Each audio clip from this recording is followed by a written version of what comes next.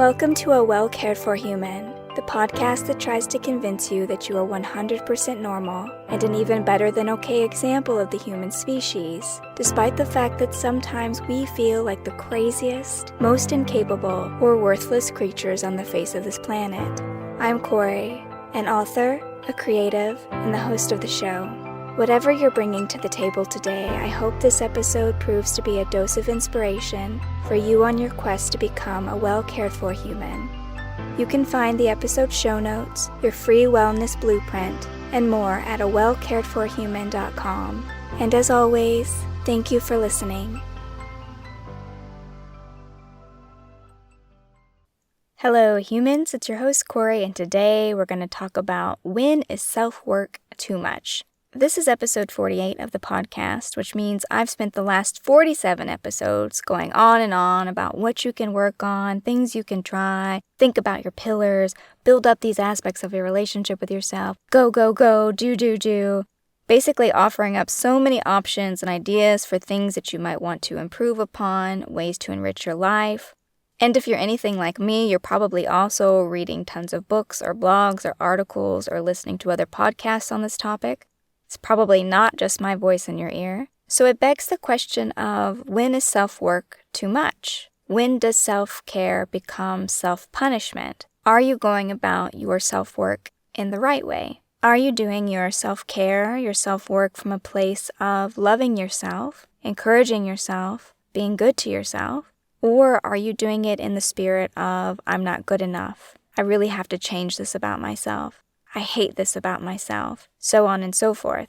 Because it really does matter how you do this work. Because if you're using it as a way to punish yourself, as a way to reinforce some of these harmful stories you tell yourself about your inadequacies, why you're the worst person on the planet, why your situation will never improve, why you'll never be any better than this, then it's going to be doing more harm to you than good. It took me a long time to realize that healing is about learning how to love all of you, no matter what stage you're in, no matter how much progress you have or haven't made, no matter how happy or unhappy you are with things. It's not about obtaining perfection or some ideal that you have in your mind about what you should be like. So that's my first question, is are you doing your self-work from a place of self-love, or are you punishing yourself for not being good enough? And if we're honest with ourselves, to one degree or another, many of us are doing our self-work or self-care from that place of perfectionism, from the place of not feeling like we're enough. We're not okay with who we are. We're not okay with the way things are now. We're saying things like, I will be happy when I achieve the perfect body. I'll be happy when I'm in the best relationship. I'll be happy when I have all the money I want and I'm no longer worried about things in my life. I'll be happy when X, Y, and Z. There's some conditions there. It's not unconditional love. We're telling ourselves we can have what we want when we achieve what we have to achieve in order to deserve what it is we're looking for. But anytime we do this self-work, we are giving ourselves an invitation. It's either an invitation to practice self-love, to say, I care about you and I accept you even if you're not as rich as you want to be, even if you don't have the partnership you want to have, even if you are not as successful as you want to be. I love and accept you even if you're not as pretty as you want to be, or you're not as skinny as you want to be. Whatever it is, it's either an invitation to practice that self-love, or it's an invitation to criticize ourselves. So I just want to bring this to your attention because I want you to ask yourself honestly, which invitation are you accepting?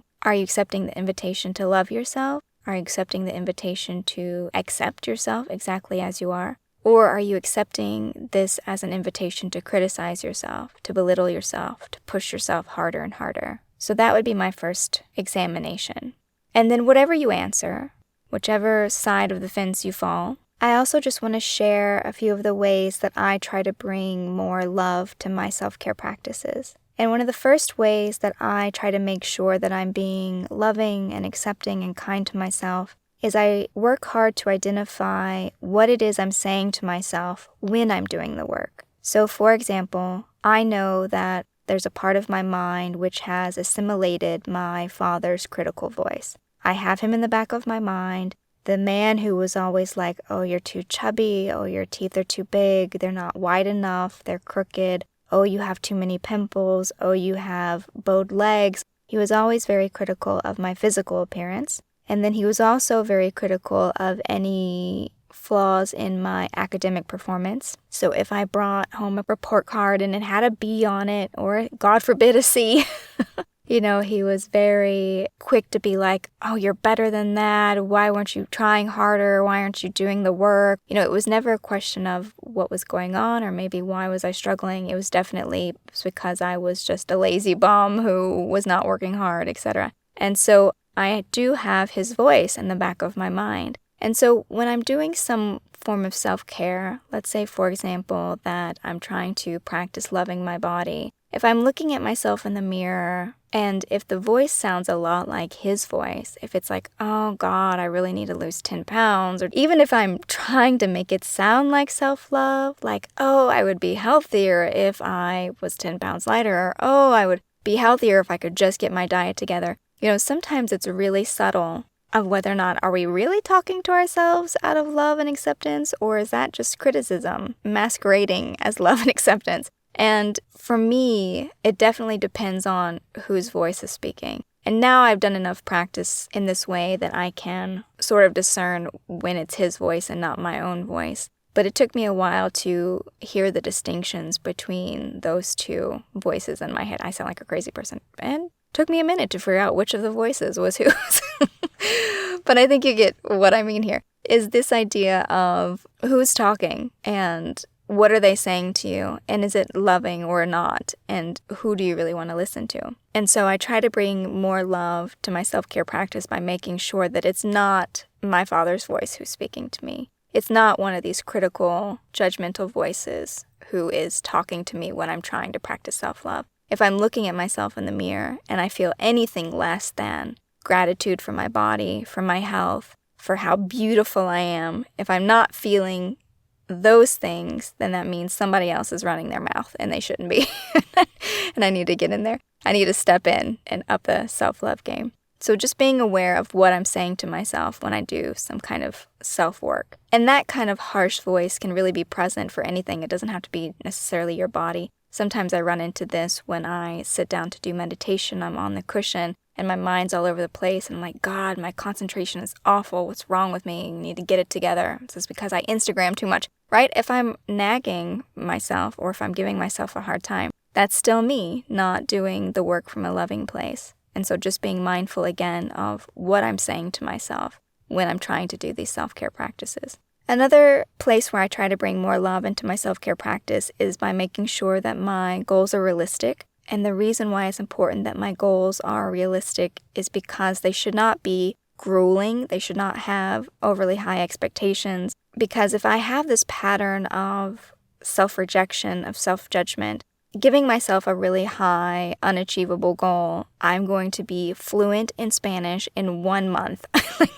Even though I work really hard on writing a book, I write a book in a month, I'm really busy. There's no way I'm going to learn a language in a month. Maybe there are people out there who can become fluent in a language in 1 month. They probably have more time to study than I do, but I'm not going to be able to achieve that. And so if I give myself an unrealistic goal like that, and then when I fall short, and I use that as an invitation to be like, see, you suck. You're a terrible student. You don't work hard enough. Your concentration is awful. You don't utilize your time very well. You're awful at time management. If I'm really ragging on myself like that, then that's me practicing self-rejection rather than self-acceptance. That's not me being my best friend, encouraging myself and loving myself even when I fall short of the things I want to do. So I try to be very realistic in my goal setting because I know of my own tendency to practice self-rejection. So I don't even want to give myself the opportunity to do that. So I try to head that off right out of the gate. And then like I mentioned in the last episode, I try to prioritize celebrating.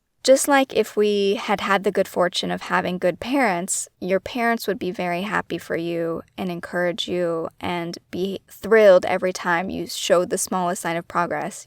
Imagine the happy, lovely parent, as I have many times, because I was clearly craving that as a child, in which it's like, oh my God, that's amazing. Look at you. You did so good. High five. Right? That person. Are you celebrating enough? Are you cherishing every little breakthrough and milestone that you achieve? Because that's what most of us need. Or are you notoriously bad at pushing on to the next thing, about continually moving the goalpost farther and farther away? And Sean Achor talks about this in his TED Talk. If you haven't listened to his TED Talk, you should absolutely do so. It's great. But he talks about the human tendency to always move the goal even after we achieve something. So maybe you say, oh, I wanted to sell 10,000 books. But then as soon as you get 10,000 books, you're like, oh no, it should have been 20,000. 20,000. Nope, it should be 50,000. Nope, I know these people who are selling millions of books. It should be a million books.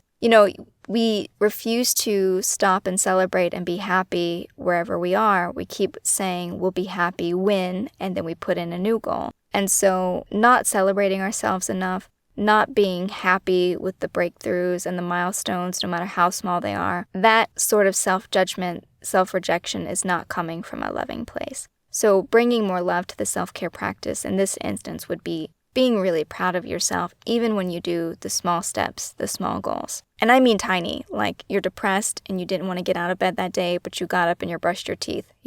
Be super proud of yourself that day for doing that. That was really hard. There were definitely days, some of my darker days, when I had zero desire or motivation to do any kind of loving or kind gesture to myself. I didn't want to eat. I didn't want to brush my hair. I just did not want to take care of myself. And if I did it anyway, that was a cause for celebration. Like, wow, I didn't just lie in bed and starve today. Good on me. I didn't just lay in bed and cry all day.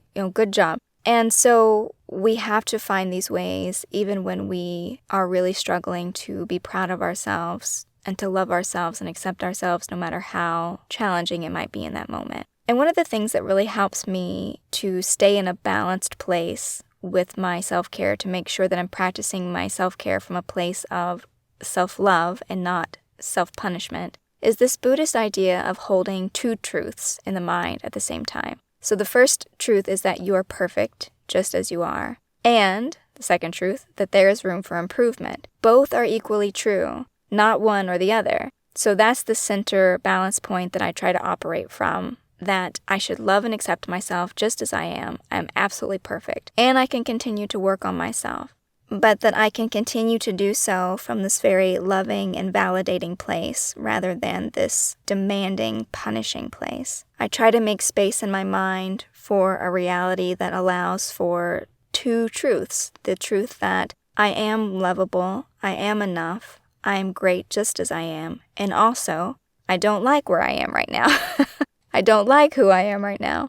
And I can also take those feelings into Tonglen meditation. I've talked about Tonglen meditation many times, but where I don't want to sit with myself, I don't want to accept myself as I am. And then again, thinking about everyone else who feels that way, connecting with those people, sending relief and love to them and to myself. Because accepting my feelings, accepting that there is room for me to grow, there is room for me to make minor improvements. It doesn't negate the fact that I am also perfect just the way I am. You not liking yourself doesn't mean that you're not worthy of love and respect. That's a different issue altogether.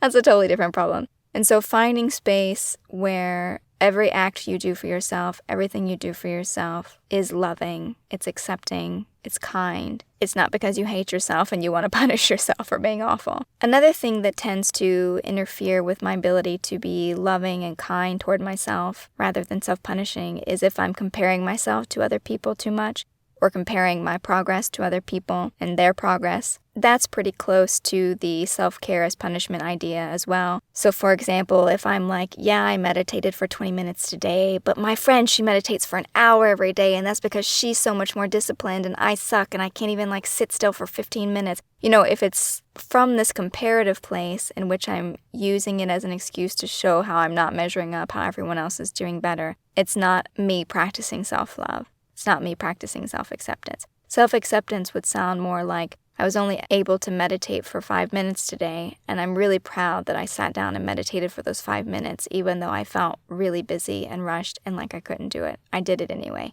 and I'm super proud of myself for doing that. That would be a more loving way to examine my meditation practice than by reaching out and looking for comparisons, because I probably have other friends who also don't meditate at all or can't meditate for 30 seconds. but I had to pick the friend who was really good at it so that I could be sure to punish myself for not being as good. That's how we do it. We always look for the person who's better than us. We don't look around at the people who are struggling just as much as we are on a particular thing. Because we have this terrible tendency to focus on the negative, to only point out what's wrong with ourselves, what needs to be done, and bringing too much negativity to our relationship with ourselves will cause that relationship to suffer. Just like any kind of friendship that you had. If you had a relationship with someone and you only focused on what you hated about that person or what you didn't like about that person, you would not have a great connection with that person. So it's just as necessary to focus on the good things about yourself, what you like about yourself, your progress, your accomplishments,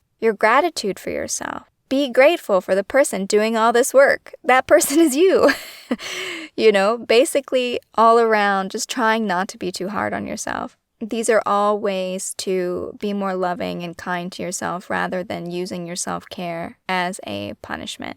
So that's all I had for you today on this topic. I really just wanted to take a moment, 48 episodes in, to make sure that we were doing all this work from a very loving, accepting, kind place, that we're not out there beating ourselves up. We don't want to invite those kind of thoughts about ourselves. We want to have good, loving, positive, grateful thoughts for ourselves, no matter how far down we are, no matter how much we're struggling to do even the most basic things. Please, please, please speak kindly to yourself. It is the most important thing. It doesn't matter what anyone else is doing. It only matters what you're doing for yourself. And it's really important for you to be grateful for yourself that you're doing this work. Because again, I've said this before on the podcast, but I'll say it again. Not everyone is doing the work.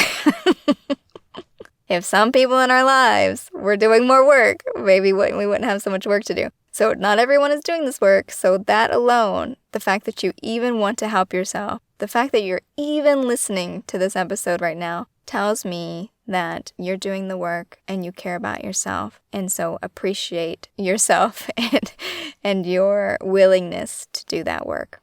And before I sign off, just another brief reminder that I've opened up the show to questions, and if you have a specific question or situation you want me to offer my thoughts or experience on, you can email me at Kory@KoryMshum.com, and that email will be in the show notes of this episode. And otherwise, I will be back next week with another episode of A Well Cared For Human, and until then, please take good care of you. This episode of A Well Cared For Human was written and produced by me, Kory Marie. The music was by Late Night Feeler and Esther Abrami. If you like what I'm doing here, please consider visiting my Patreon. For as little as $1 a month, you get early ad-free access to the episodes, as well as a monthly patrons-only Q&A, bonus videos, and more. Not to mention that your Patreon support lets me know that you find value in the show and want it to continue. You can find me on Patreon by visiting www.patreon.com/Kory Marie. If you can't support the show financially, that is okay. You can still subscribe to the show, leave a review of the show, and recommend the show to your friends, not just the neurotic ones. All of this helps so much. And as always, thank you for listening.